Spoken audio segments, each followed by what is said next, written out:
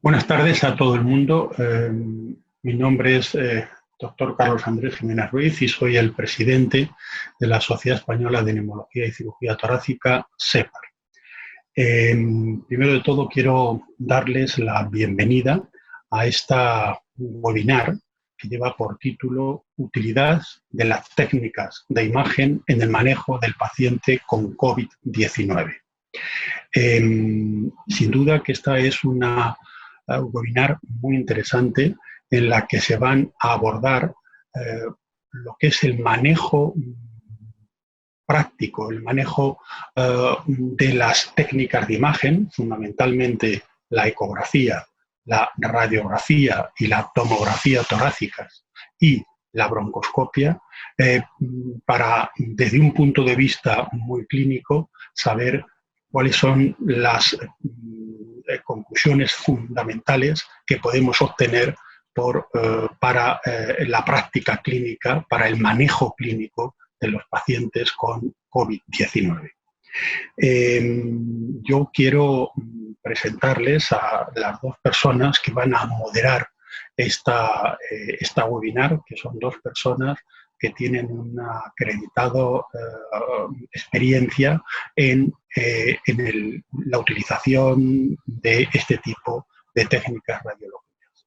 Me refiero a la doctora Rosa Cordovilla Pérez, que es la coordinadora del área de técnicas y trasplantes de la Sociedad Española de Neumología y Cirugía Torácica, SEPAR, y a la doctora Mar Valdivia Salas, que es miembro del Comité de Formación y Docencia de SEPAR.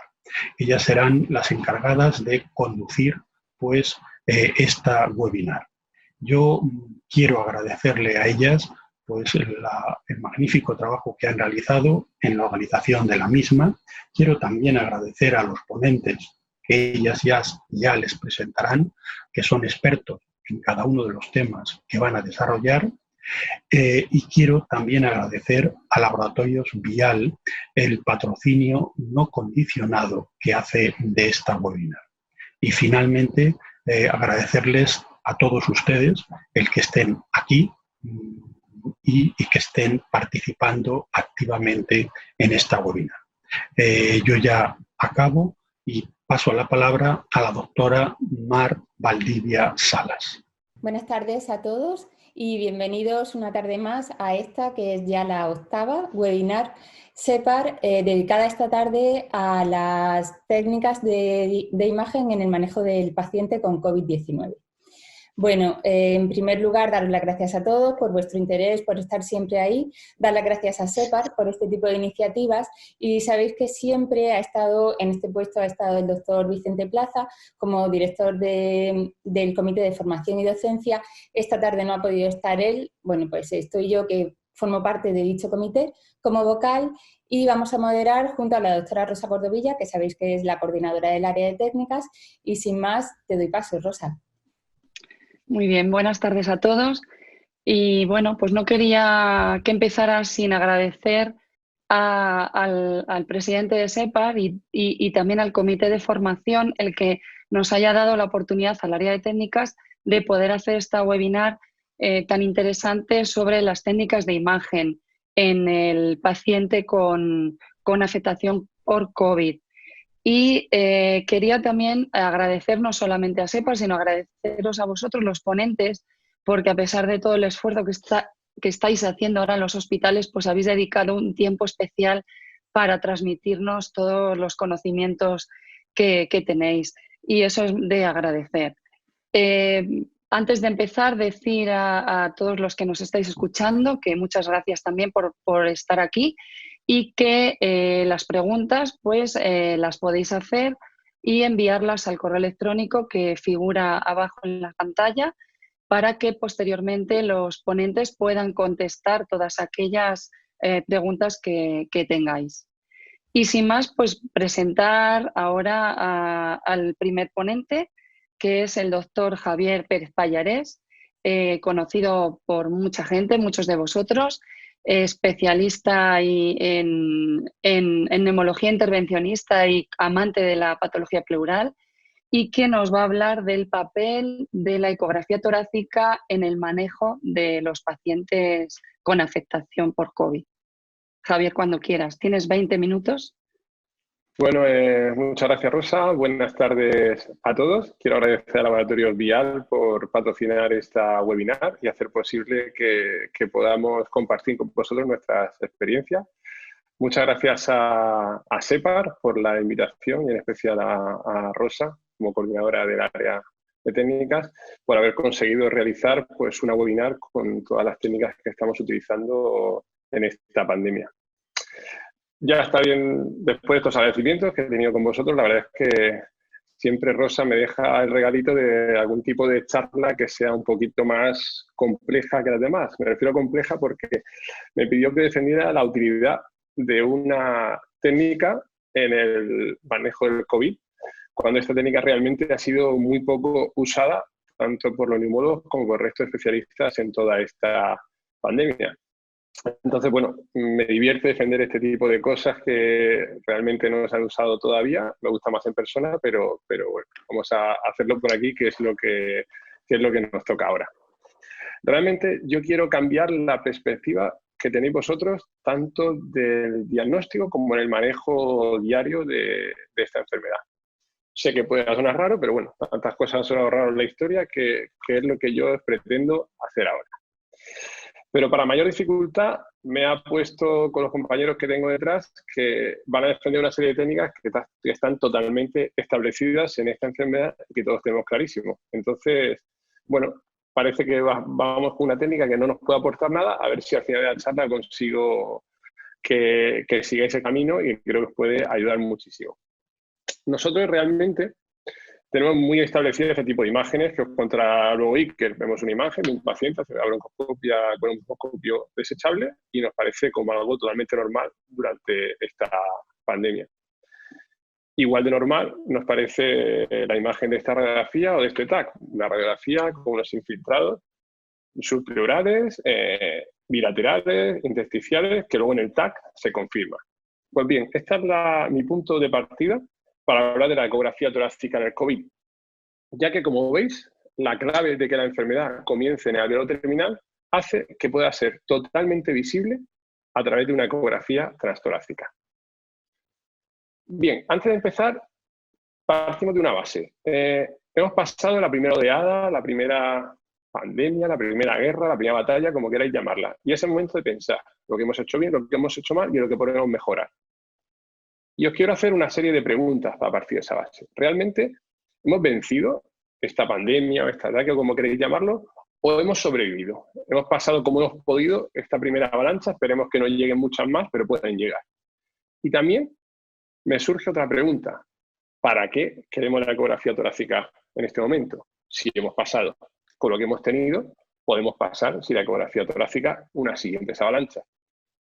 Y yo os respondo con otra pregunta. Sí, hemos pasado muchos con equipos de EPI como este tipo. No voy a decir de qué hospital ha sido, de qué hospital me lo han pasado, pero esto es un equipo de EPI que ha pasado la dirección de un hospital a un equipo de neumología intervencionista para que realice la broncoscopia. Si yo he pasado mi pandemia con esto, ¿por qué pido ahora y exijo que se me den equipos de EPI completo y moderno? Aunque hayamos pasado la pandemia usando unas herramientas, unas armas, tenemos otras muchas con las que podemos mejorar. ¿Pero por qué necesito la ecografía si yo he pasado toda esta pandemia usando la radiografía torácica? Pues bien, sabéis que en domicilio y los centros de atención primaria nosotros no hemos podido usar la radiografía en estas zonas. También sabemos que en las urgencias de los hospitales ha habido una aglomeración tal que el paciente, trasladarlo a la zona de rayos, era altamente peligroso.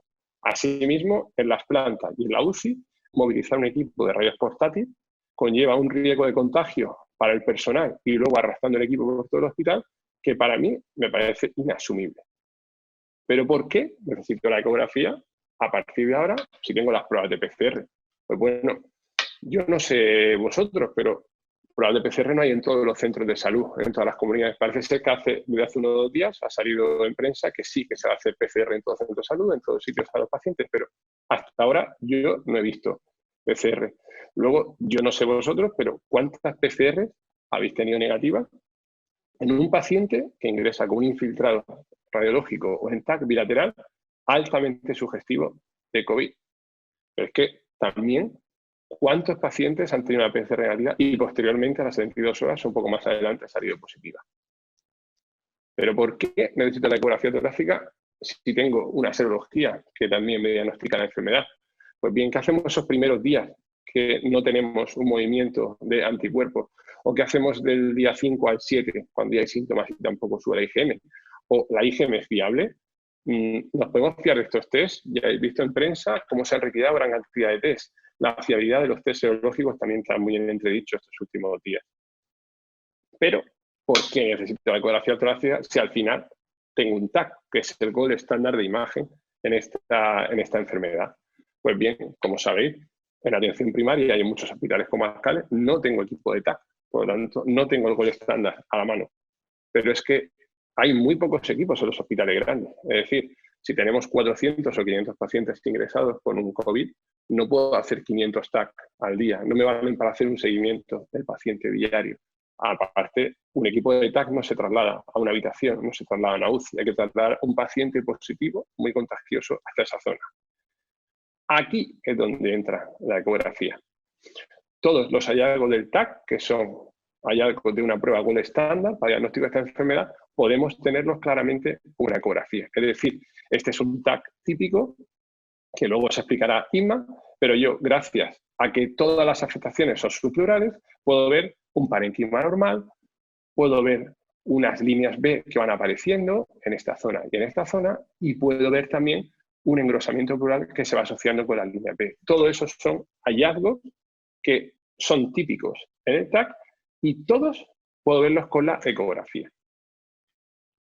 Pues bien, yo simplemente os quiero pasar una herramienta para que a partir de ahora cambiéis ese manejo que tenemos con radiografía, TAC, PCR, serología y incluyamos la ecografía torácica como una herramienta vital y que nos puede hacer superar una siguiente oleada o una siguiente crisis en esta enfermedad. Pero, ¿qué tipo de ecografía usamos? La ecografía ha avanzado muchísimo en los últimos años y sobre todo en los últimos meses. Lo ideal, usar los equipos cada vez más pequeños y que podamos trasladar a la habitación del paciente o que podamos meternos a la cama del paciente. No trasladar al paciente hacia una zona donde tengamos un equipo grande. Podemos usar equipos portátiles como esto y, si tenéis la gran suerte que tenemos nosotros, que lo sabe además, tenemos equipos inalámbricos, sondas inalámbricas para poder trabajar con el paciente que se conectan vía Wi-Fi a una tableta o a un móvil. Que sepáis que no son nuestros, que no los han dejado, pero bueno, si se despistan intentaremos robarlos y nadie sabe nada de estas sondas. ¿Cómo las protegemos? Pues es muy fácil. Cualquier funda protectora, nosotros usamos la funda que se usa para hacer una punción estéril guiada por ecografía, la que usamos a diario, la colocamos, le ponemos unas gomas que lleva y le damos unas cuantas vueltas al plástico porque es un plástico largo y queda totalmente cerrado. Fijaos cómo con esta sonda podemos entrar a una habitación o podemos ver a un paciente positivo y al terminar quitamos la funda y quedará completamente aislada a la parte de dentro. En el caso de que tengáis esa maravillosa suerte de tener eso y tengamos ecógrafos grandes, pues bueno, el papel film, ya sabéis que haciendo un poco de cola en los supermercados, como estoy haciendo hasta ahora, cogemos el papel film, enrollamos la parte de la botonera, enrollamos la parte de la pantalla y al final del día hacemos el cambio. ¿Cómo realizamos la exploración? La exploración la realiza una persona. Una persona es suficiente. En esta foto, pues, veis dos personas. ¿Por qué la he puesto? Pues porque nuestra residente está ansiosa por hacer ecografía y quiso entrar conmigo. Y yo, pues como buen adjunto, tuve que entrar con ella a hacer la ecografía. Y no solo hacerla, sino que la hiciera ella y estuviese. Aquí veis cómo simplemente damos una pequeña sonda totalmente cerrada y una pequeña tableta protegida por una funda. Siempre a la cama del paciente. Riesgo mínimo de contagio y de infección. Cogemos al paciente en el cúbito supino y dividimos su tórax en 4 zonas. Gracias a una línea vertical que pasa por la zona del esternón y que posteriormente perpendicular crucemos otra línea que pasa a la altura de las areolas. Con esto dividimos en 4 zonas la parte anterior del tórax. Seguimos la línea que teníamos perpendicular y la cruzamos con la línea axial anterior y línea axial posterior. Con esto dividimos la zona lateral en otros 2 cuadrantes. Por lo tanto, se nos quedan 8 cuadrantes anterolaterales para explorar. ¿Cómo realizamos la exploración? En este caso, no estoy con un EPI, no estoy con un paciente, doy las gracias a mi compañero, no voy a decir el nombre porque lo tenemos tapado ahí, que ha permitido hacerle la ecografía completa, pero para hacer la parte anterior nos ponemos a un lado del paciente, cogemos la sonda y con la otra mano, si tenemos un dispositivo portátil, cogemos una tablet o cogemos realmente un móvil, que es lo que estamos usando en este momento, y empezamos la exploración de las partes inferiores a las partes superiores, de medial a lateral, explorando todos los espacios intercostales, mientras que vamos apreciando las imágenes. ¿Por qué empezamos por esas zonas? Son las zonas que más se afectan al principio de la infección por coronavirus, por lo tanto son las zonas que queremos explorar al principio. La exploración es bastante rápida, aunque aquí la tenéis acelerada. Posteriormente cogemos, ponemos el brazo del paciente 90 grados, es mucho más sencillo poner un brazo así que echarle el brazo hacia la parte de atrás de la cabeza, que hay mucha gente mayor que no puede realizarla, y entre la línea axilar anterior y línea axilar posterior, intentando depositar, si llama un dispositivo portátil, el móvil o tableta en la cama del paciente, muy cómodo para verla ahí. Vamos explorando todos los espacios intercostales que nos quedan en esa zona, buscando las zonas de afectación subpleural. Si tenemos la suerte que es un paciente joven y podemos dejarlo en sedestación, cogemos por la zona de la espalda y la dividimos en los 4 cuadrantes por una línea vertical que pasa por las vértebras y una línea perpendicular a ella que pasa por la parte de abajo de las escápulas. Con eso tenemos otros 4 cuadrantes. En esos 4 cuadrantes colocamos al paciente y empezamos la exploración desde la zona inferior a la zona superior, de medial a lateral por espacios intercostales. Colocamos el móvil en la zona de abajo y vamos subiendo poco a poco la mano para que sea mucho más cómoda la visualización de todos los espacios intercostales. Es una exploración bastante fácil, bastante rápida, 2, 3, 4 minutos, y en 4 minutos tenemos una exploración completa de la zona subpleural del paciente hecha. Una comodidad absoluta y que podemos hacer a diario. Pero es que lo que es más sencillo es que no tenemos que explorar muchas cosas en una afectación por COVID. Con saber diferenciar estas 4 cosas, tenemos todo bastante claro. Es muy sencillo, no es necesario ser un experto ecografista. Con saber ver una línea A, una línea B, la zona subpleural, la línea pleural, tenemos toda la exploración resuelta. ¿Cómo teníamos que ver las líneas A? Pues bien, en un paciente sano, como tenemos a la izquierda, vemos unas líneas horizontales paralelas a la línea pleural, hiperecogénicas y equidistantes. En un paciente con afectación por COVID, como veis aquí, las líneas A desaparecen. Muy sencillo, ver si tiene líneas A o no tiene líneas A. Seguimos, líneas B.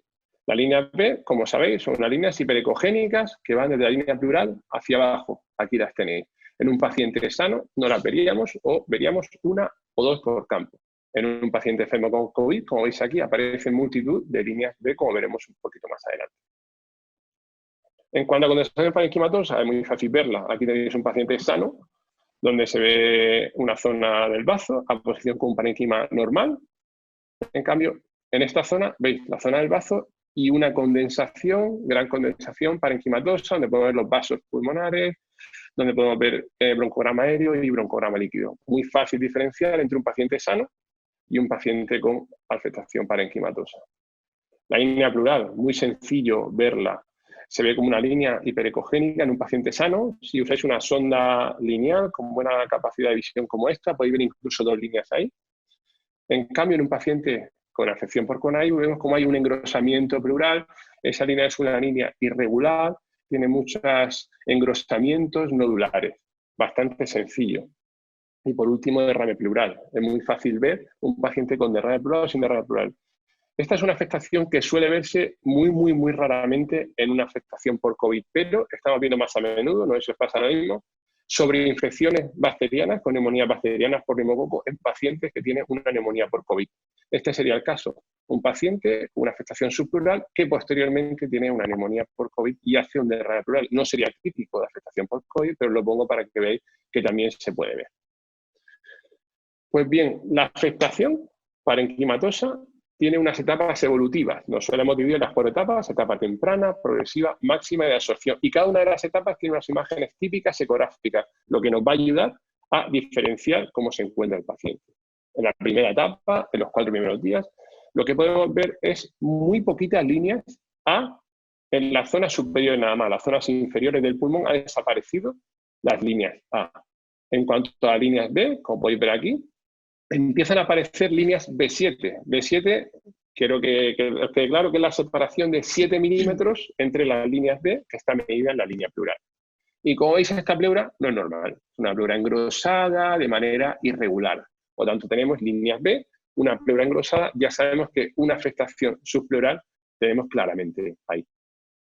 Si seguimos a la siguiente fase, hasta el día 8, fase progresiva, aquí ya desaparecen completamente las líneas A y las líneas B aumentan. Ya no solo aumentan en número, sino que se van juntando y se convierten en línea B3 también, es decir, 3 milímetros de separación entre una línea y otra. Se ve bastante claro aquí, como en la imagen anterior, estaban mucho más separadas y aquí se están juntando más. Luego veréis que en la siguiente fase se juntan completamente. La pleura ya no es un engrosamiento difuso, sino que aparece multitud de nodulaciones. Mirad que claro se ve aquí, otra nodulación que aparece aquí. Son imágenes muy claras de engrosamiento pleural nodular. Y en esta fase también aparecen condensaciones parenquimatosas subpleurales. Como veis, todo hablamos subpleural, todo podemos verlo. En esta fase máxima, esas condensaciones y lo que os he contado antes, las líneas B se van juntando, las líneas B3 se van juntando y al final queda una línea B muy engrosada, muy gorda. Esto es una fase de afectación mucho más grave, una neumonía mucho más grave. Veis que es muy sencillo diferenciar las fases y muy sencillo diferenciar la gravedad del paciente viendo solo la ecografía y visualizándolo en un segundo.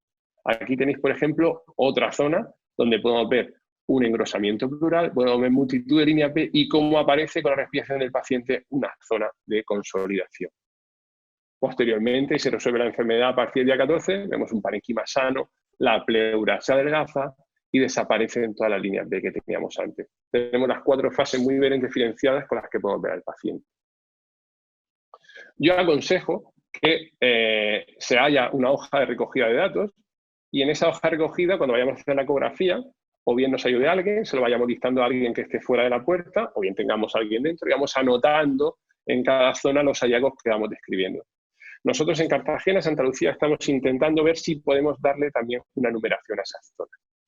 Este es un caso que tuvimos hace unos días, me parece muy interesante. Es una señora que vino a urgencias con esta radiografía, una clínica bastante anodina y una lítica bastante anodina. Pero como ya sabéis, ahora todo el que viene a urgencias es COVID, si no se demuestra lo contrario, y si lo es en Cartagena, que es una zona de muy escasa cantidad de pacientes, no me imagino en Madrid, o en Barcelona o en Castilla-La Mancha. Esta paciente llamaba la atención esa pequeña imagen parietal derecha y una imagen de posible aumento de densidad bilateral, que claro, no tenemos radiografía lateral, ya tenemos suerte que teníamos radiografía, pero tenía dudas si era por culpa de la mama, de realmente había un infiltrado. Esa paciente de todas maneras se ingresó y nada más llegar arriba, estando de guardia, pudimos realizarle una ecografía. Empezamos por la zona basal izquierda y vemos en esa zona un gran aumento de líneas B, en este caso la línea B7, una fase bastante incipiente de la enfermedad basal. Se ve clarísimamente que no es un parenquima sano, pero ya que estábamos ahí, intentamos buscarle esa zona de aumento de densidad pariliar y vemos como justo esa zona se corresponde con una zona de aumento de línea B3. Pues bien, otra de las grandes preguntas que nos hacen siempre es cómo se protege el equipo, cómo se desinfecta el equipo. Realmente hay 1000 recomendaciones, simplemente es igual que se desinfecta cualquier equipo que metáis a una habitación o esté en contacto con un paciente con COVID. Cuanto más protección lleve, mejor. Tenéis 1000 sitios donde poder verlo. Realmente la ecografía simplemente tenéis que tener cuidado de no usar un material corrosivo para limpiar las sondas. Cualquier material normal de limpieza y desinfecto se puede usar para este tipo de casos. Desde hace unos días ya tenemos en Archivo de Bronconeumología en línea las recomendaciones que hemos hecho desde SEPA y desde AE, las que ha participado también Rosa, sobre cómo usar y cuándo usar la ecografía torácica en esta pandemia. Vamos a explicarlo de una manera muy práctica y muy sencilla para que podamos entenderlo.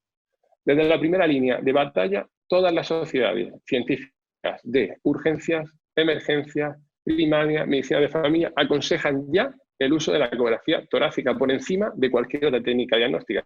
Recordar que ellos no tienen a su mano una radiografía, ya que un paciente, si tiene que hacer esa radiografía, hay que enviarlo a un hospital con alto riesgo de contagio, y no tienen un TAC.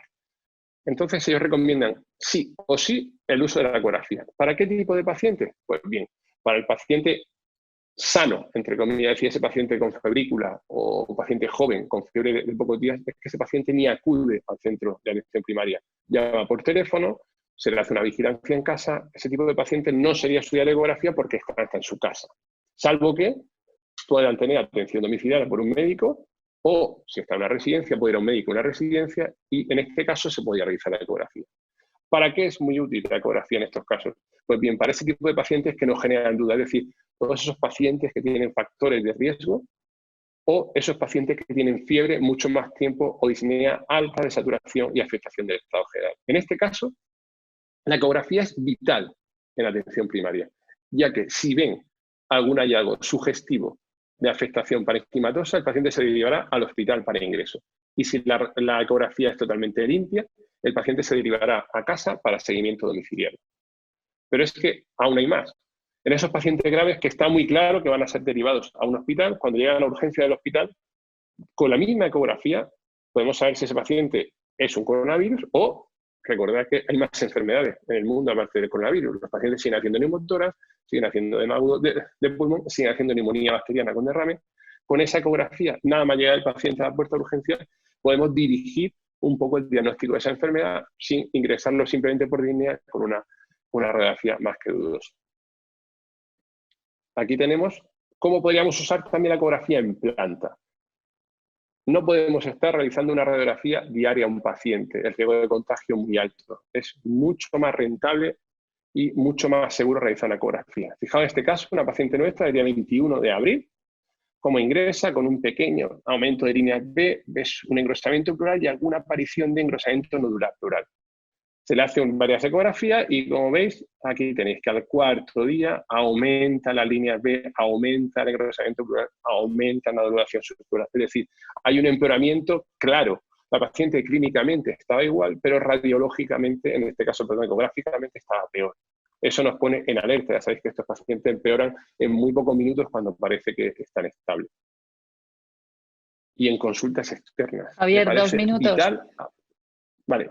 Me parece vital que se realice en consultas externas una ecografía, ya no recién dada el alta, sino esos casos de fibrosis que teníamos posteriormente. Os lo he puesto preciosa la ecografía, pero no es tan bonita. Fijaos cómo salimos de hacer una ecografía torácica. Es horrible entrar con el mono, es las puertas del infierno para mí mantenerte ahí cuando estás un rato haciendo la ecografía. Pero bueno, hay que pasarlo. Para terminar, ¿qué nos aporta realmente la ecografía a nosotros? Nos aporta una toma de decisiones rápida en primaria y en domiciliaria. Vital para, a partir de ahora, ante una crisis, primaria será nuestra primera barrera y son los que tienes que saber si un paciente se deriva a un hospital o no. Evitando todo ese tipo de traslados a los hospitales, evitando el colapso de la puerta de urgencia y evitando los colapsos de la hospitalización. Podemos controlar diariamente en planta. Esta enfermedad no vale para nada un fonendo, vale para mucho una ecografía. Y controlando a los pacientes dados de alta en consulta. Yo pongo sobre el tapete las ideas claras que os quiero dejar. Hay muchísimas lesiones subpleurales que pasan desaparecidas con una radiografía total normal, sobre todo gente encamada y gente mayor. Y el aprendizaje de una ecografía para un paciente COVID es extremadamente fácil. Si juntamos la clínica del paciente, la imagen y la analítica con un poco de sentido común como especialistas, nosotros conseguiremos hacer nuestro POCE y llegar al diagnóstico del paciente. Y simplemente termino con esta imagen que es la que a mí me ha dado vida todos estos meses de confinamiento, mi chiringuito favorito de la Manga del Mar Menor, y que espero que en muy poquitas semanas en esta zona pueda ir a visitarlo y sea yo el que está al lado del camarero pidiéndole una cerveza. Y nada, muchísimas gracias. Muchas gracias, Javier, muchas gracias por tu claridad y por tu exposición. Y damos paso ya a la siguiente ponente, que en este caso va a ser la doctora Inmaculada Herráez, también conocida, también ha participado en otras webinars, sabéis que trabaja en el Complejo Hospitalario de León y nos va a hablar de la radiografía y el TAC de tórax en el manejo del paciente COVID. Bueno, pues buenas tardes a todos. y también quiero agradecer a Mar, a Rosa y a la SEPAR el haberme invitado a participar en esta webinar en la que voy a hablar de la radiografía y la tomografía computarizada de tórax en los pacientes COVID. La radiografía de tórax puede mostrar hallazgos muy sutiles y difíciles de valorar, como por ejemplo pasa en este paciente que tiene en las bases pulmonares unas zonas de patrón reticular, sobre todo en el lado izquierdo, y una pequeña zona de opacidad periférica en el campo superior izquierdo muy mal definida. En este artículo se definió la sensibilidad de la radiografía inicial en pacientes con sospecha de COVID en un 69% de los casos. Entonces, todas las sociedades radiológicas prácticamente han hecho recomendaciones sobre el uso de las pruebas de imagen. La SERAM, la Sociedad Española de Radiología Médica, lo que nos indica es que no está indicado hacer pruebas de imagen en todos los pacientes. Va a depender de la valoración clínica y analítica. Y hay que evitar en lo posible el desplazamiento de pacientes por el hospital. Por tanto, hay que hacer la radiografía de tórax inicial en una sala de rayos lo más cercana posible a la sala de urgencias, pero en una sala de rayos que tengamos una radiografía de tórax de buena calidad, PA y lateral. Si el paciente no puede ponerse de pie, se hará tumbado en proyección API. Es imprescindible una comunicación entre los servicios clínicos y radiológicos. Y además recomienda también informar todas las radiografías de tórax. Esto ha supuesto un auténtico cambio, una auténtica revolución en nuestros servicios de radiología, ya que no estábamos habituados a informar todas las radiografías de tórax. Y ahora las informamos prácticamente todas las que se hacen en el área de salud. Hay que tener en cuenta que los hallazgos en radiografía de tórax son más difíciles de evaluar y son más inespecíficos que las de la TC, y además que la radiografía de tórax puede ser normal en pacientes que tengan la infección. La Sociedad Fleisner, que es una sociedad de radiología torácica americana, nos dice también que no está indicada la radiografía, la imagen en general, de rutina en los pacientes asintomáticos y tampoco en los pacientes que tienen síntomas leves, excepto si tienen riesgo de progresión. Estaría indicada en los pacientes con clínica moderada severa, independientemente del resultado de la PCR, y también en aquellos pacientes que tienen un empeoramiento respiratorio. En cuanto al tipo de imagen, la radiografía es preferible a la TC, excepto que haya empeoramiento respiratorio que no se puede de la. Ahora, las lesiones en radiografía de tórax. Lesiones típicas, aquellas que aparecen en la mayoría de los pacientes. Ya hemos visto las opacidades tenues, mal definidas, como sucede en esta paciente, en el campo inferior derecho, y tiene también una pequeña zona de patrón reticular en el campo inferior izquierdo. Claro, estas lesiones son difíciles de valorar encima en las bases, que es donde habitualmente suceden, si no tenemos una radiografía previa. En este caso sí disponíamos de una radiografía previa que era normal. Las lesiones pueden ser bilaterales, aunque pueden ser unilaterales, suelen ser periféricas y de predominio basal. Cuando la afectación es más extensa, puede ser más difusa en los dos campos pulmonares. Como en este caso, este paciente ya ingresó con una enfermedad más grave, no podía ponerse de pie, se le hizo la radiografía tumbada en API. Y vemos que hay una afectación difusa de los dos campos, sobre todo derecho, con un patrón reticular, que además se acompaña, esto es típico de estos pacientes, de pérdida de volumen. Radiografías que parece que están poco inspiradas, tienen pérdida de volumen. Y además vemos en el campo superior e inferior izquierdo unas imágenes nodulares de astono nodular denso muy mal definidas.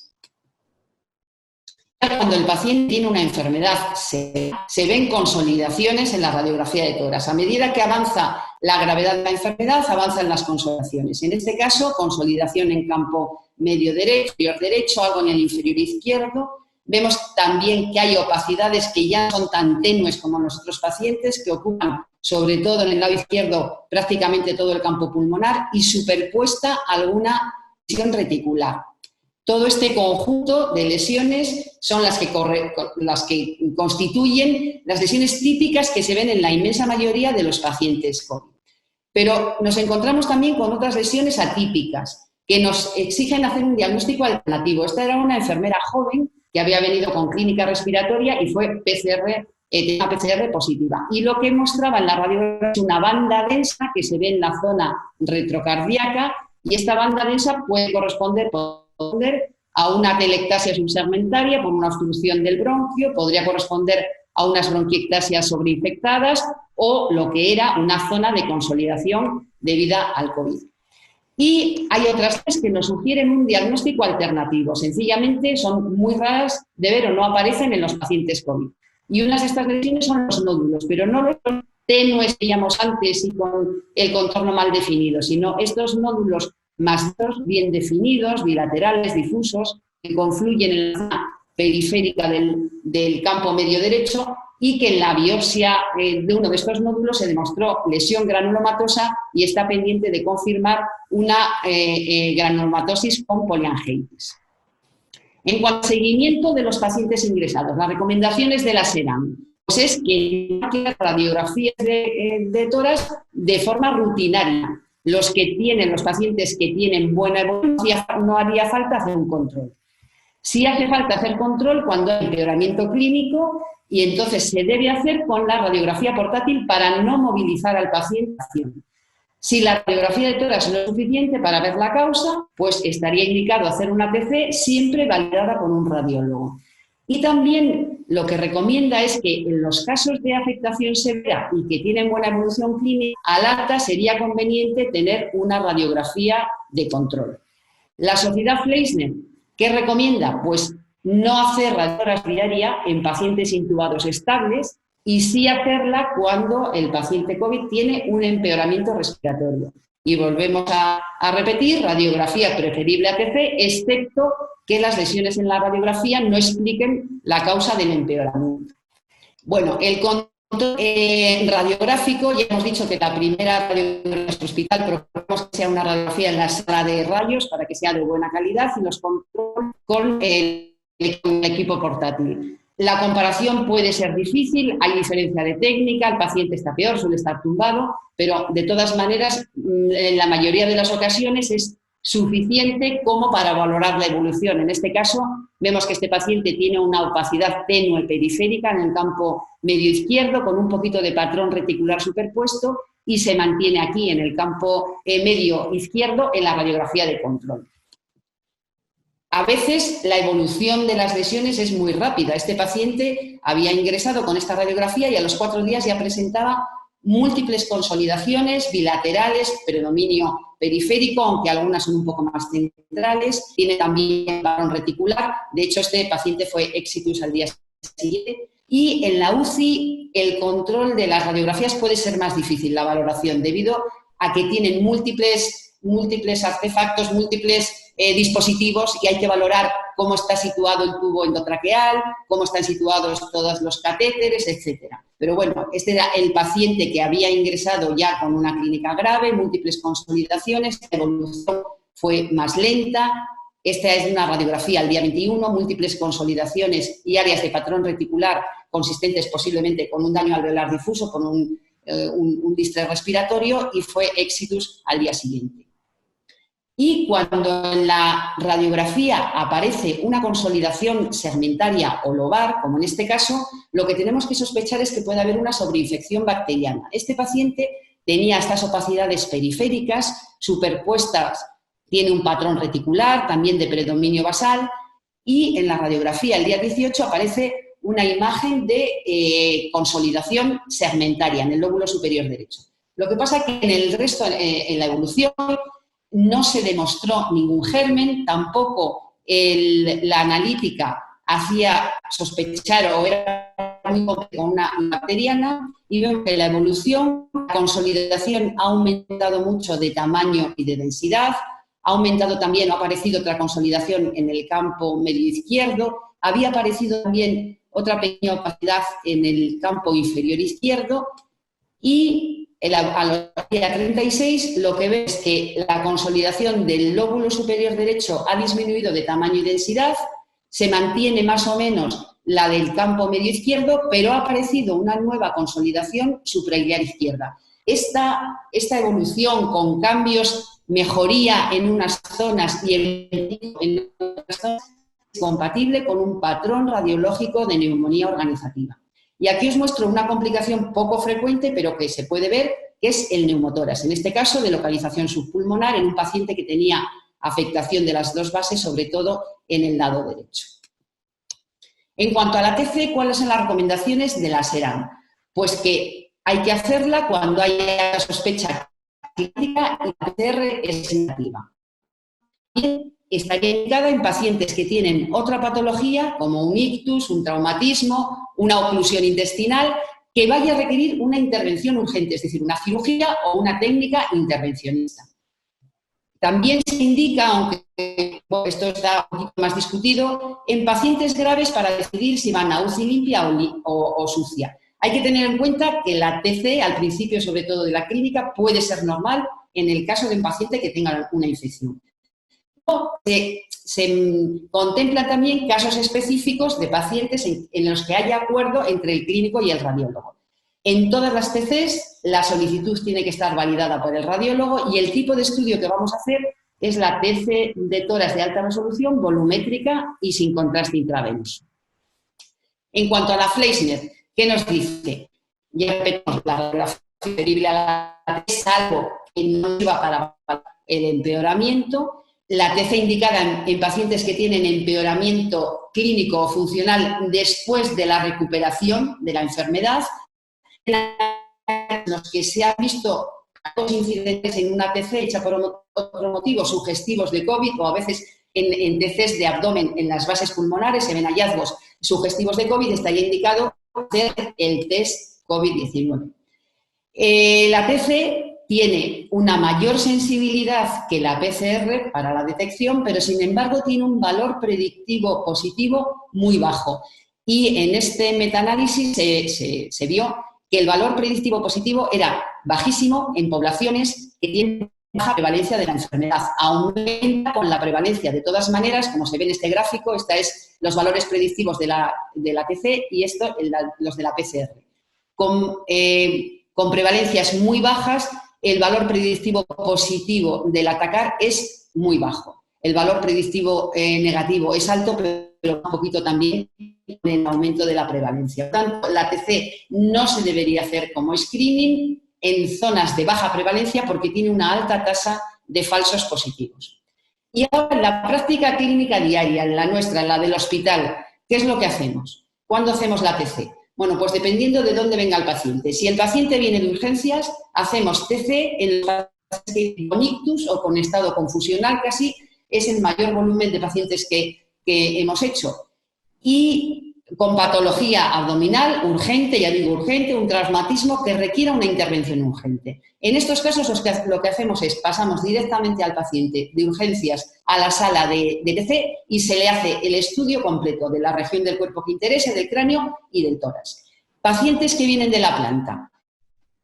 Hay sospecha de infección y la PCR es negativa. O cuando hay sospecha de complicaciones. Por ejemplo, la causa más frecuente es el TEP. En este caso, en vez de hacer una TC de alta resolución, sin contraste, lo que hacemos es un estudio TC con protocolo con contraste intravenoso.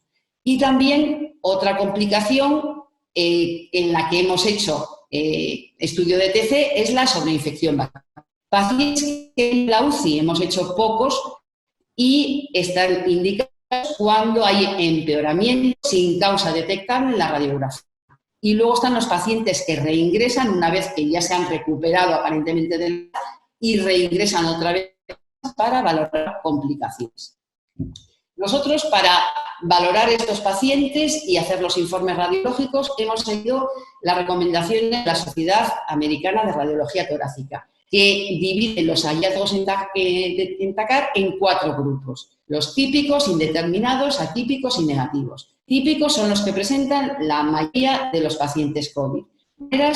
Estos hallazgos también los pueden presentar pacientes, por ejemplo, una infección, una gripe, pacientes con una neumonía organizativa de una causa diferente.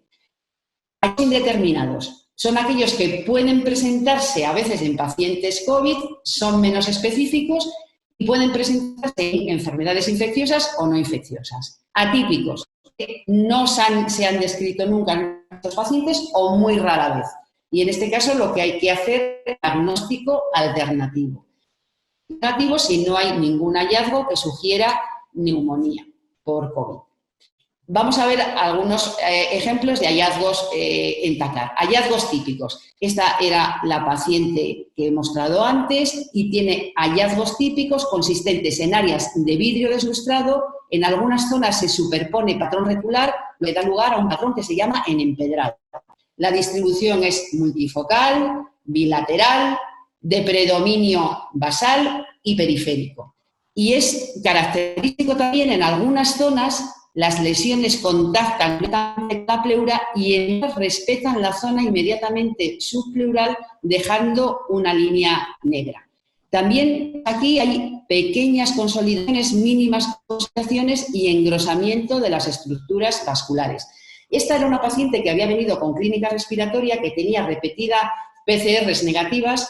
Un familiar tenía PCR positiva, pero era una paciente que había sido intervenida hacía 3 años de una neodemama, le habían dado radioterapia y había tenido episodios repetidos de neumonía organizativa. Entonces, aunque las lesiones eran típicas de COVID, interesaba realmente estar seguro no fuera a ser otro episodio de neumonía organizativa. Por eso se hizo lavado broncoalveolar que demostró la positividad.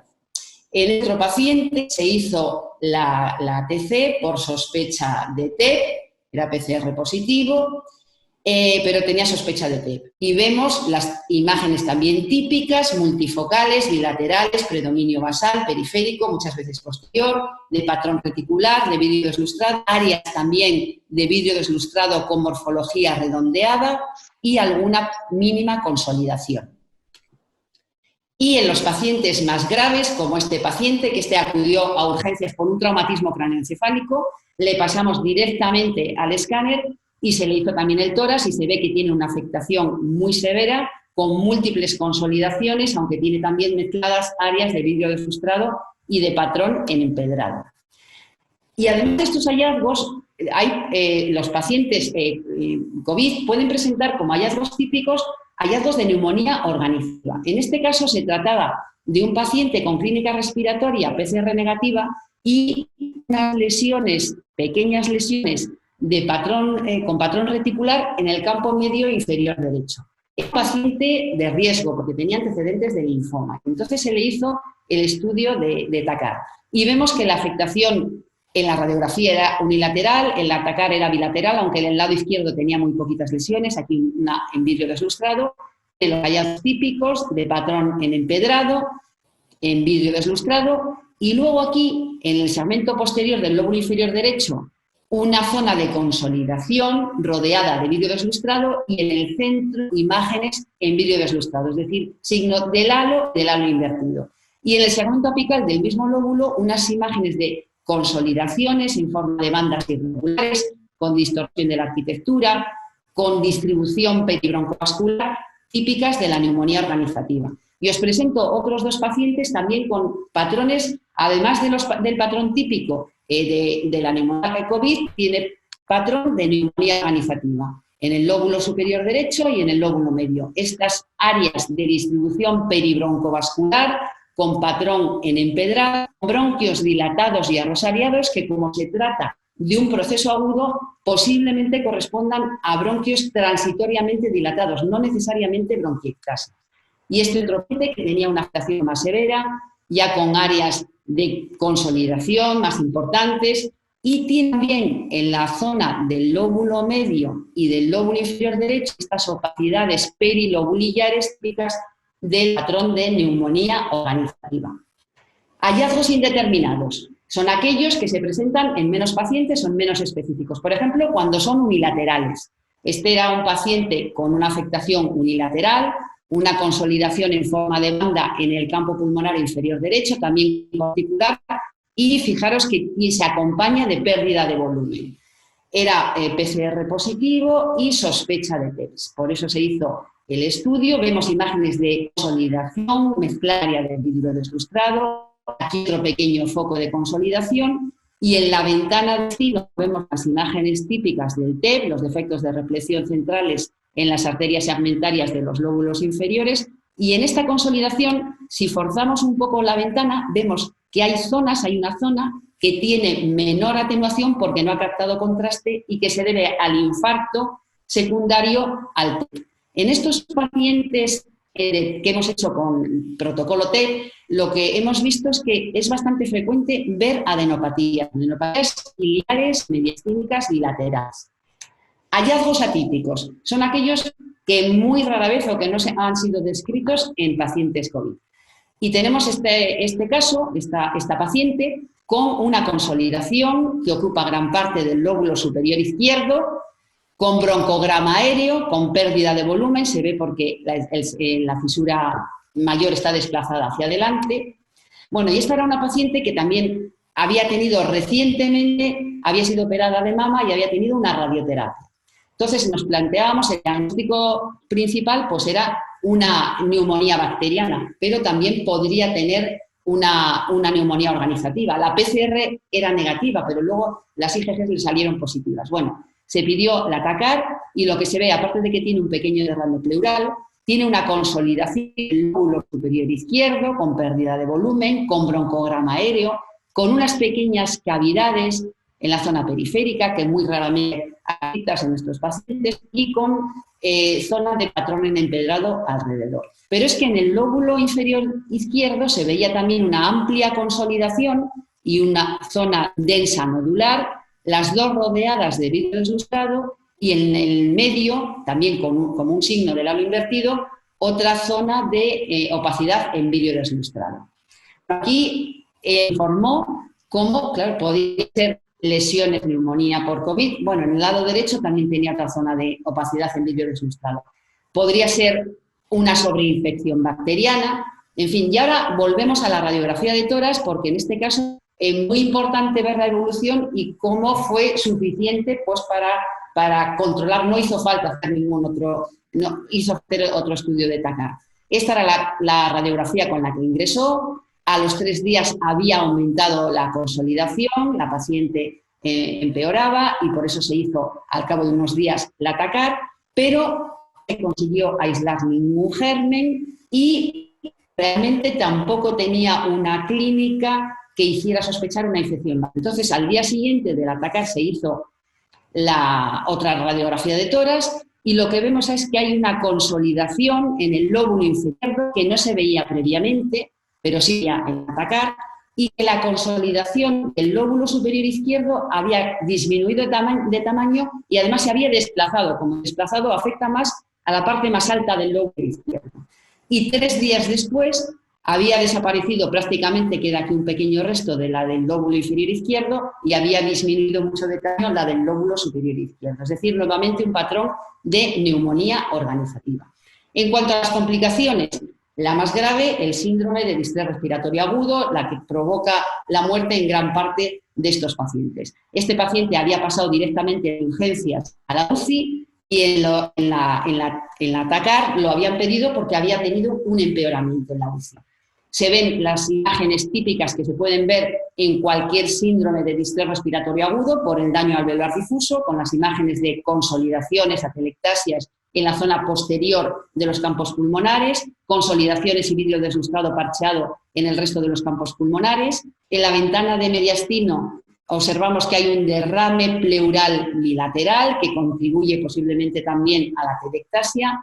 Y luego, en la parte inferior del lóbulo medio y de la língula, hay engrosamiento liso de septos interlobulillares, como vemos aquí, y hay también en el lóbulo medio pequeños nódulos centrolobulillares que se ven también en la língula. Es decir, este paciente tiene, además del daño alveolar difuso, tiene un edema de pulmón y derrames pleurales bilaterales. La causa, afectación del miocardio por el virus, o tenía ya un corazón previamente afectado porque tiene una calcificación valvular, o tiene una sobrecarga de líquidos. Bueno, y entre otras complicaciones, además del TEP, ya se ven trombos y se han descrito trombos en múltiples venas y arterias de cualquier zona del cuerpo. Este paciente, además de tener un TEP, tenía también trombos en la aorta distal y en las arterias ilíacas primitiva y en la ilíaca interna derecha. Y otras complicaciones que hemos visto también es trombos en las arterias coronarias. Este paciente, además, por miedo a acudir al hospital, había aguantado en su casa, cuando vino al hospital lo que había hecho era un vertículo en la punta del ventrículo izquierdo, se ve el adelgazamiento de la pared del ventrículo izquierdo y un posible trombo intraluminal. En el empeoramiento, pacientes que empeoran después de una mejoría. Lo que hemos visto, hemos tenido pocos pacientes, pero hemos visto que el patrón que presentan radiológico en la TACAR es el de neumonía organizativa. En este caso, las lesiones se acompañan de distorsión arquitectural, de cierta distorsión arquitectural, y esto sería interesante valorar la evolución, a ver si las lesiones recuperan o dejan algún tipo de secuela. Y este es otro paciente que después de un mes del cuadro inicial había estado de alta ya, había mejorado y volvió a empeorar con esta radiografía en la que se ven múltiples nódulos mal definidos, bilaterales, pérdida de volumen y todas estas lesiones que indican neumonía organizativa. Y en la zona del segmento anterior, del lóbulo inferior derecho y en el lóbulo medio, vemos nuevamente bronquios dilatados y arrosqueados. Ha pasado un mes desde el episodio inicial, es un cuadro subagudo, pues habría que valorar en este paciente, se recomendó control posterior para ver si realmente tiene bronquiectasias o son bronquios transitoriamente dilatados. En cuanto al informe radiológico, no hay un único modelo de informe, tanto estructurado como no. Tampoco un sistema unificado de valoración de la afección pulmonar. Es una valoración cualitativa, paciente leve, moderado o severo. Pero sí debe ser claro, conciso y útil para el clínico. Y el que sea útil para el clínico significa también que sea en tiempo real. En cuanto a la radiografía de tórax inicial, descripción de hallazgos pulmonares, comparación con radiografías previas y en la conclusión, lo más importante, si hay sospecha o no de infección COVID, si hay un diagnóstico alternativo o la radiografía es normal. En cuanto al seguimiento, lo más importante, valorar si hay mejoría, estabilización o empeoramiento radiológico. Y en cuanto a la TC de tórax, a atacar, hay que valorar el patrón de afectación. Nuevamente, lo más importante es decir en la conclusión si esta afectación pulmonar ya terminó, corresponde a hallazgos típicos de COVID, hallazgos indeterminados, en cuyo caso tendremos que hacer un diagnóstico diferencial, o hallazgos atípicos con un diagnóstico alternativo, o bien hallazgos de COVID. Y otros hallazgos importantes como podrían ser neumonía organizativa. Muchas gracias. Muchas gracias, doctora Herráez. Ha sido muy útil e ilustrativo. Estoy segura también que después va a haber un montón de preguntas y vas a tener trabajo después también en casa para contestar todas las dudas que nos van a surgir y que nos has suscitado. Pasamos al tercer ponente, doctor Iker Fernández Navamuel, que como conocéis, pues trabaja en la Fundación Jiménez Díaz en Madrid, también neumólogo intervencionista. Nos va a hablar de los hallazgos broncoscópicos y de la utilidad de la broncoscopia en este tipo de pacientes. Cuando quieras, 20 minutos para la exposición.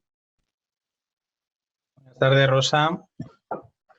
Bueno, quería agradecer a SEPAR y a Laboratorios Vial de haber organizado esta reunión de webinar. Agradecer a Mar moderar y a Rosa especialmente que me ha invitado hoy a participar como ponente. A mí me ha tocado en principio bailar con la más guapa porque es la técnica, la broncoscopia, la técnica estrella para los neumólogos y es algo a lo que estamos muy acostumbrados. Seguiré este esquema. Vamos a hablar de la utilidad diagnóstica y terapéutica de la broncoscopia.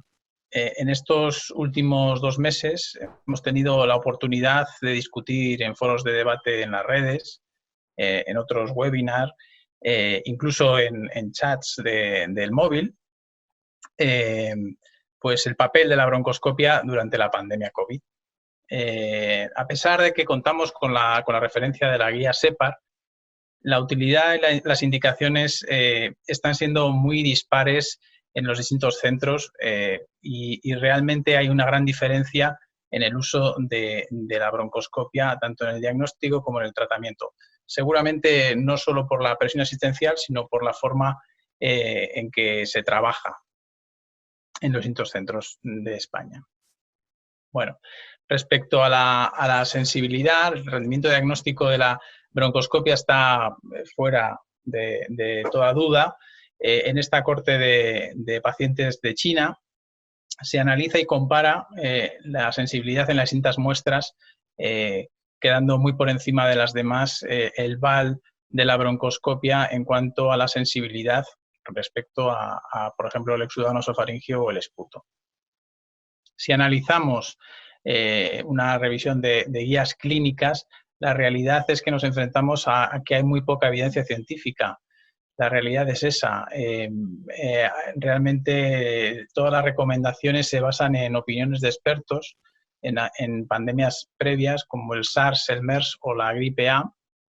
Y bueno, en esta publicación de Dr. Colt se revisan cinco guías clínicas de broncoscopia en la pandemia COVID, bueno, que apoyan un poco esta idea de que existe poca evidencia clínica. Respecto al diagnóstico de COVID, el uso de la broncoscopia o la indicación de la broncoscopia, pues realmente en el contexto de una pandemia no es absolutamente necesaria en el paciente que tiene un exudado nasofaringeo PCR negativo y que sigamos teniendo la sospecha clínica. Realmente, como ha comentado antes la doctora Graez, la sensibilidad del TAC es muy alta y realmente la suma de la clínica sospechosa con una estratificación de los datos radiológicos o de los hallazgos radiológicos nos puede llevar a un diagnóstico de presunción y así poder tomar las decisiones terapéuticas precisas. En el diagnóstico de las infecciones, coinfecciones o sobreinfecciones mediante broncoscopia, las recomendaciones también se basan en casos publicados en pandemias anteriores como la de la gripe A. Y como dato curioso se nos aporta que realmente en ocasiones la broncoscopia podría ser sustituida por un mini-VAL mediante catéter de aspiración cerrado, lo cual nos aportaría una sensibilidad y una capacidad diagnóstica microbiológica importante. Cuando no existe certeza sobre el diagnóstico de COVID y realmente se encuentra que puede haber un diagnóstico alternativo, se debe indicar la broncoscopia para hallar enfermedades como la NOC o una hemorragia alveolar. Esto también se vio en otras publicaciones previas en la pandemia de la gripe A. Ahora paso a la indicación terapéutica, que probablemente es la más controvertida de todas, la toilette bronquial. Seguramente es la indicación con menos evidencia científica de todas. En aquellos pacientes en los que existe aumento de las secreciones, normalmente en el contexto de UBI, con atelectasia e hipoxemia, vamos a indicar la toilette bronquial.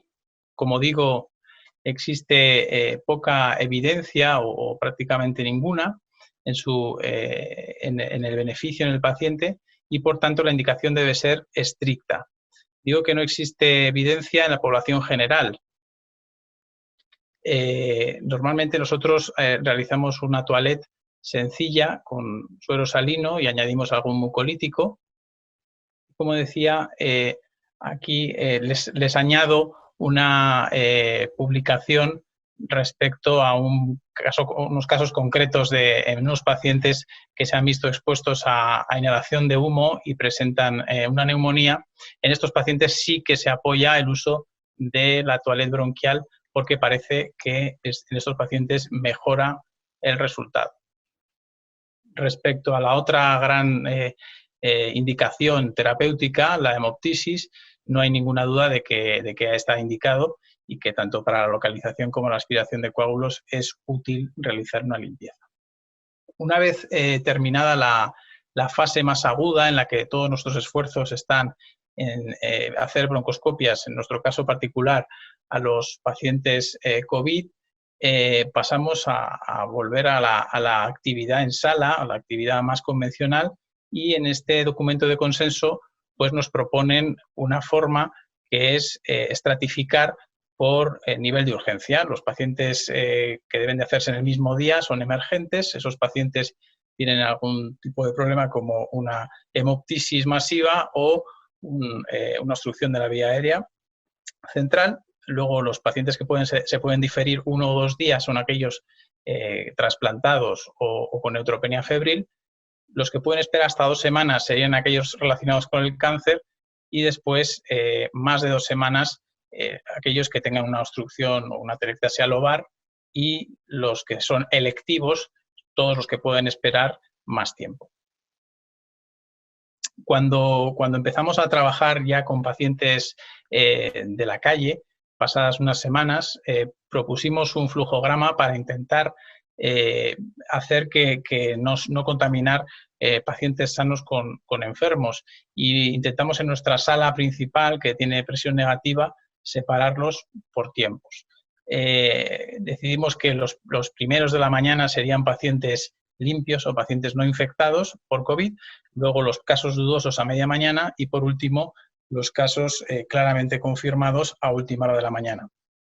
Y nos dimos cuenta que esto no podría funcionar, ya que hasta el 20% de los pacientes COVID son asintomáticos, lo cual nos ha obligado a hacer otro protocolo de limpieza que haga que limpiemos entre paciente y paciente como si fuera un quirófano, y con ello intentar evitar el contagio entre pacientes. Pasamos a la parte, digamos, más amena de la ponencia. Vamos a hablar de hallazgos endoscópicos. ¿Qué es lo que nos hemos encontrado en estas semanas de intensa actividad? Hemos tenido muchísima actividad. La inmensa mayoría de las broncoscopias que hemos hecho han sido, contrariamente a lo que dice las recomendaciones o la evidencia científica, han sido en UBI para hacer toilettes bronquiales. Nosotros somos un servicio que trabaja mucho en UBI habitualmente y en este caso nos hemos visto desbordados. La primera semana, al empezar a trabajar en la UBI, nos encontramos con un panorama desolador. Fue un hallazgo de broncoscopias, muchas broncoscopias, y muchas de ellas muy complejas, porque realmente encontrábamos secreciones compactas y secas y mucosas erosionadas con áreas de sangrado en la pared bronquial, hasta que, como digo, introdujimos la acetilcisteína, que normalizó un poquito más las cosas y facilitó también las broncoscopias de limpieza. A partir de ese momento vimos que se veían datos objetivos de cambios endoscópicos, como una mucosa inflamatoria, era el hallazgo más frecuente, la inflamación con hiperemia geográfica y zonas edematosas pálidas también asociadas. Aquí vemos la pared posterior de la tráquea también con esos cambios. La descamación de la mucosa, también un hallazgo muy típico en relación al edema y especialmente visible en los espolones, donde se veía efectivamente cómo la mucosa se llega a pelar. Y aquí hago un inciso sobre los hallazgos que he visto, no en autopsias que hayamos hecho nosotros, sino cosas que se hayan publicado. Realmente se habla mucho cuando se hacen las autopsias a los pacientes sobre el daño alveolar difuso, pero hay muy poca información en general sobre cómo afecta a los bronquios. Después de revisar bastantes publicaciones, algún detalle se va soltando sobre esos informes. Hablan de inflamación a nivel bronquial, edema de la pared, descamación epitelial, y también se encuentran en las autopsias esas secreciones gelatinosas que ya parece que de las que más gente habla. Esto sería, digamos, la secreción gelatinosa más sencilla o más fácilmente reconocible, que encontramos habitualmente ahora mismo cuando hacemos las broncoscopias, pero también nos hemos visto enfrentados a situaciones más complejas. este tapón mucoso que se ve desde un paciente COVID. Es una situación que se vivió en la unidad de cuidados intermedios. La foto me la envió la doctora Fernández Ormaechea. Para poder sacar este tapón mucoso se tuvo que extraer la cánula, porque realmente la situación era muy compleja y compromete incluso la vida del paciente. Bueno, ahora voy a hablar un poquito sobre cómo en la toma de decisiones puede afectar la broncoscopia. Cuando nos llaman para hacer una broncoscopia en UBI y los hallazgos son de una infección bacteriana, pues a los 2 días tenemos un cultivo que nos dice qué bacteria tenemos y nos permite tomar esa decisión de aplicar un antibiótico diferente o ampliar el espectro. Asimismo, hemos encontrado también infecciones fúngicas, aspergilosis bronquiales, que también, por supuesto, tienen su antibiótico asociado. Y en el caso de sangrados o coágulos recientes, pues nos ha permitido también, lógicamente, detener la anticoagulación. Ahora vamos a ver algún vídeo. En este caso vamos a ver una broncoscopia a través de una traquetomía. Esa mucosa inflamatoria, erosionada, con zonas de sangrado. La sangre se mezcla con las secreciones y forma cordones muy compactos y muy secos, muy difíciles de manejar por broncoscopia. Cuando le añadimos suero, realmente complica la situación mucho porque el paciente ventila muy mal y vemos claramente esos cordones al aspirar que llegan a obturar el canal de trabajo del broncoscopio. Eso es muy típico. Aquí vemos otra vez lo que parecen secreciones que van a ser fácilmente aspirables y de pronto al aspirar vemos que es un tapón mucoso con una superficie muy pegajosa que cierra completamente el canal de aspiración, impide ver y en este caso decidimos extraer el broncoscopio fuera del paciente con el tapón mucoso añadido. Aquí pongo una captura de pantalla de cómo era el tapón mucoso para que se vea.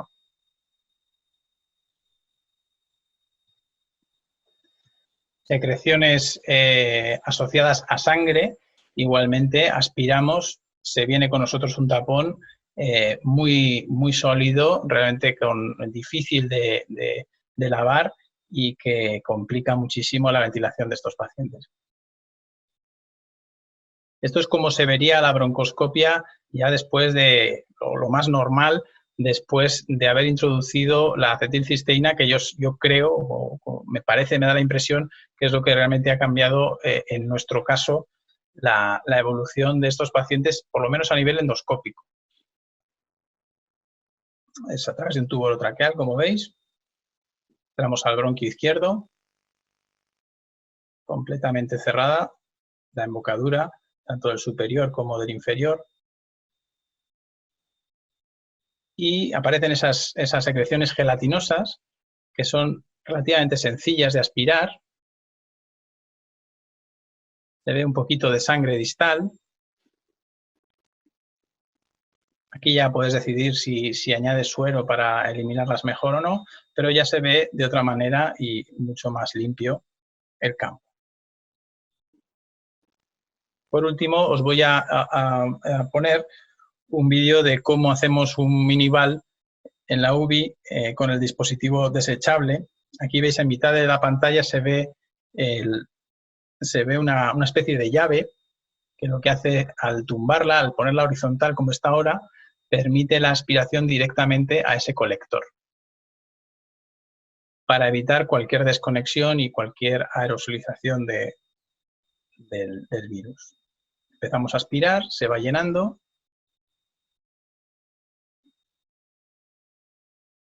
Ahí tenemos la muestra.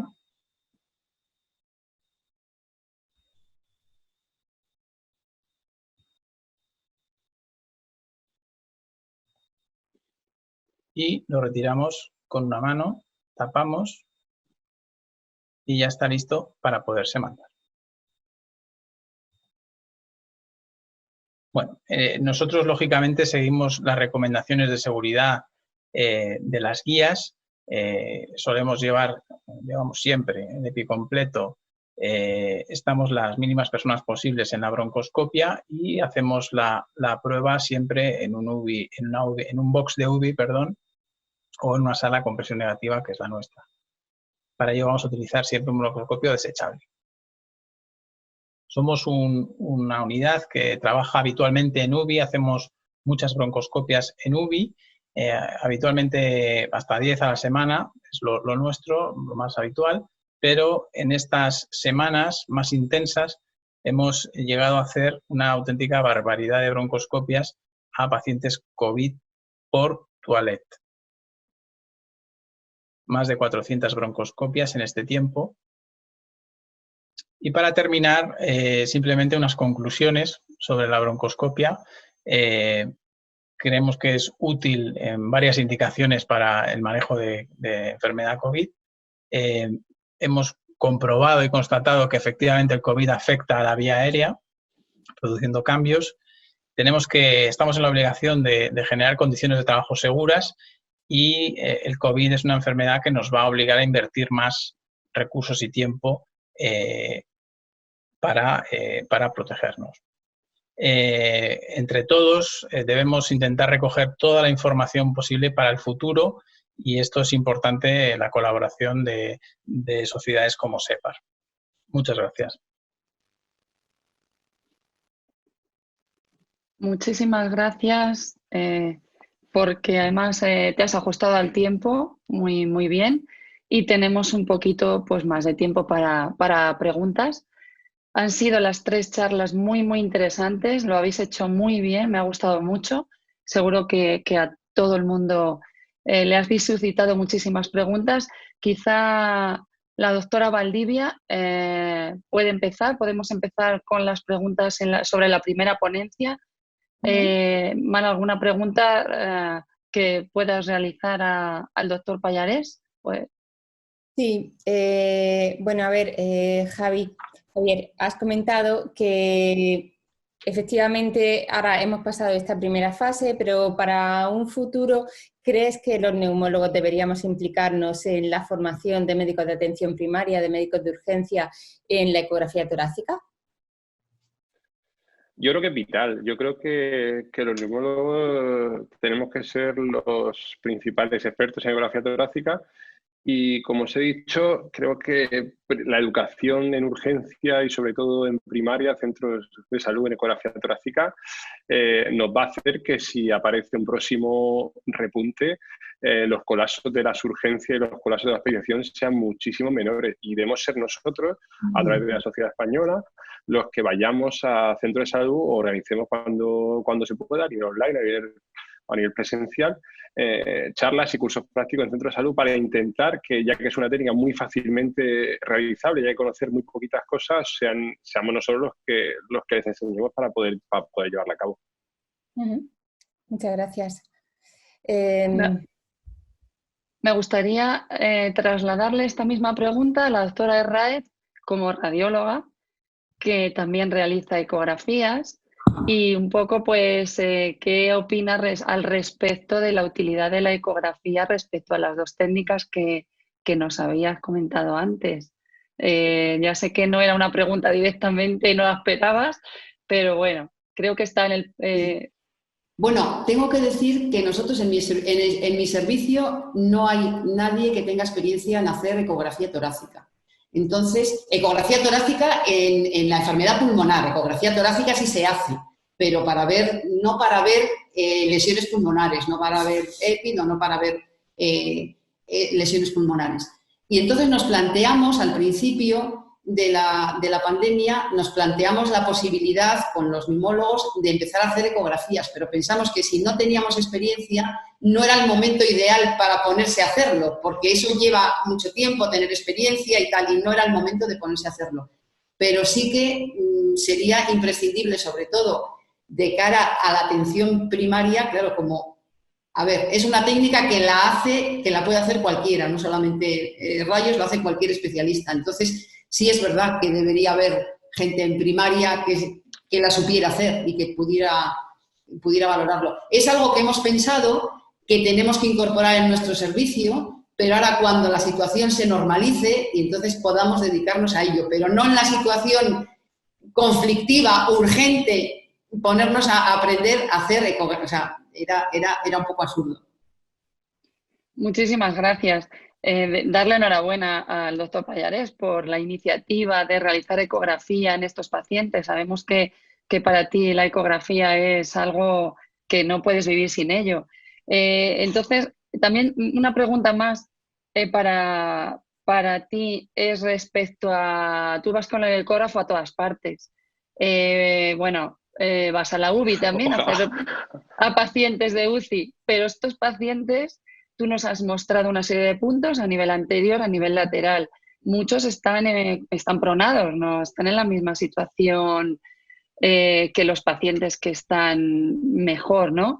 En estos enfermos, ¿qué nos recomiendas? En estos pacientes lo que se aconseja es la postura del nadador. Un brazo hacia adelante, otro brazo hacia atrás, ladeando la cabeza e incorporando ligeramente la zona del tórax donde está la cabeza girada, algo tal que así, como ilustración gráfica totalmente. Desde esa postura se pueden explorar los puntos anteriores, los puntos laterales y los puntos posteriores. O sea, la postura del nadador en un pronado es bastante sencillo poder hacerlo y conseguimos explorar todos los puntos anteriores, laterales y posteriores. Muy interesante, muchas gracias. Podríamos hacer muchas más preguntas, ¿verdad, Mar? Pero bueno, no queremos acabar muy tarde. Podemos pasar, luego las preguntas las podréis responder a través del foro. Recuerdo que hay un mail donde podéis hacer las preguntas y luego los ponentes las van a contestar y se van a poder ver en la página web de la SEPAR. Si pasamos a la ponencia de Inmaculada Herráez, Mar, ¿te gustaría, por favor, hacer alguna pregunta? Sí, quizá una pregunta, pero ya para el ámbito del seguimiento a largo plazo. ¿Crees que para pacientes que han tenido un cuadro muy florido de neumonía bilateral grave, crees que la primera revisión debería ser a todos los pacientes con un TAC o con una radiografía simple de tórax sería suficiente?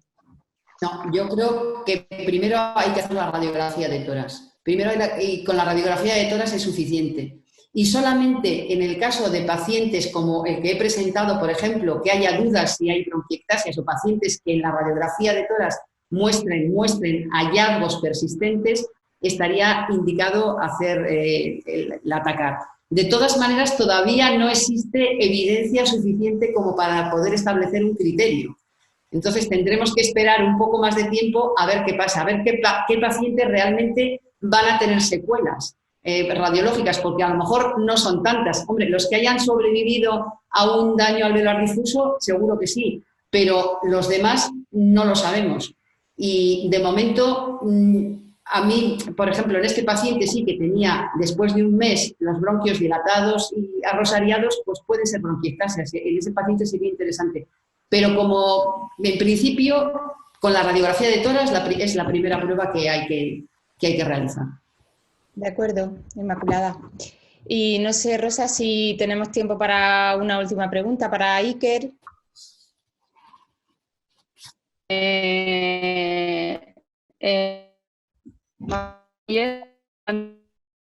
Paciente COVID PCR negativa, queremos hacer un TAC. ¿Qué tipo de TAC tenemos?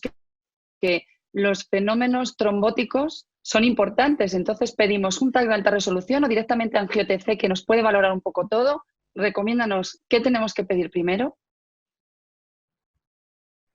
Me pregunta, es que he oído fatal.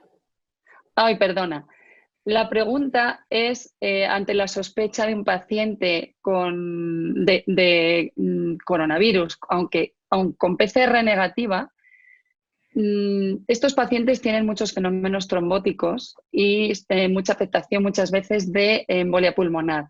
Pero quizá podemos pensar que por ahorrar es mejor hacer un angio-TC primero o primero mejor un TAC de alta resolución? ¿Qué nos recomiendas pedirte en este tipo de pacientes? ¿Qué protocolo de TAC? En los pacientes que tienen sospecha de enfermedad y tienen PCR negativa, la recomendación es hacer TACAR sin contraste intravenoso. TACAR sin contraste intravenoso. Además, el protocolo del TACAR es diferente del de la ANGIO-TC, no solamente por la inyección de contraste intravenoso para ver el TEP. En la TACAR el estudio se hace en máxima inspiración, claro, siempre que el paciente colabore. Y el estudio, en cambio, de TEP, aparte de poner el contraste intravenoso, se hace con el paciente en respiración suspendida. No puedes decirle que haga una inspiración profunda porque entonces el chorro de sangre que entra por la cava inferior a la aurícula derecha sin contraste te diluye el contraste en la arteria pulmonar. Con lo cual, ¿qué pasa? Que muchas veces en los estudios de protocolo TEP el estudio queda poco inspirado, queda movido, queda incluso en expiración y además tiene el hecho añadido de introducir contraste intravenoso que también aumenta un poco la atenuación en el parénquima pulmonar. Con lo cual, ¿qué pasa? Que si el paciente tiene lesiones tenues de vidrio deslustrado, van a pasar desapercibidas. No, sobre todo, encima, mal inspirado, que puede tener opacidades en las zonas dependientes de los pulmones, que son también las que con más frecuencia aparecen las lesiones COVID, pues a veces es imposible diferenciarlas. Entonces, en ese caso, TACAR, paciente, en caso de que se sospeche empeoramiento y ya que se tenga un dímero D por encima de 3.000, la radiografía no haya empeorado y haya sospecha, entonces sí, hacer protocolo T. Perfecto. Muchas gracias. Ya estamos acabando y solamente 2 preguntas para terminar ya. Una de ellas, dado que la experiencia que tenéis allí, que de 400 broncoscopias es bastante importante, una de las cosas que me gustaría saber, muchas nos gustaría saber y vamos a preguntarte después por mail también. ¿Hay algún factor pronóstico, alguno de estos hallazgos? Es decir, ¿algún hallazgo de los que se ha encontrado se asocia con peor pronóstico en la evolución de estos pacientes? ¿O todavía no habéis podido comparar esto? No, eso no lo he podido, no te lo puedo avanzar, no lo sé. Estamos recogiendo datos, tenemos un Excel bastante completo, estamos recogiendo datos. Sí que vamos a analizar eso que tú dices, qué cuestiones pueden afectar y sobre todo si la repetición en el mismo paciente puede afectar o no al outcome, ¿no? Al resultado del paciente. Si el haber hecho 3 broncoscopias o más en un paciente concreto se relaciona con el fracaso, ¿no? Con el éxito. Realmente lo que sí nos sorprendió, a mí por lo menos, yo soy broncoscopista, llevo trabajando en la Fundación Jiménez Díaz desde el 2007 y nunca había visto de forma repetida broncoscopias, sobre todo al principio, antes de la introducción de la acetylcisteína, tan complejas. Eran toilets bronquiales de 50 minutos y 1 hora seguidas sin parar para poder resolverlo y parando es muy llamativo lo que se encuentra. Pronóstico de momento no sé, lo siento. No se sabe todavía. ¿Recomendarías broncoscopias seriadas pautadas para toilet bronquial o no? No, vale. ni mucho menos. De hecho, esa es una cuestión que tenemos que analizar porque es algo que preocupa, ¿no?